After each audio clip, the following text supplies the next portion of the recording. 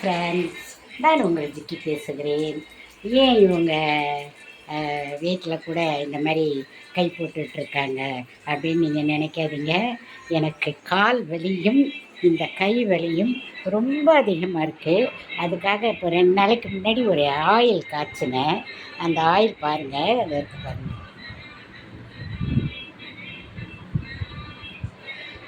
பார்த்தீங்களா? அதை நான் பொழுதுக்கும் ஒரு 2 மணி நேரம் 3 மணி நேரத்துக்கு ஒரு தடவை இந்த கையில் இப்போ கூட தடவிருக்கேன், தெரியுதா உங்களுக்கு?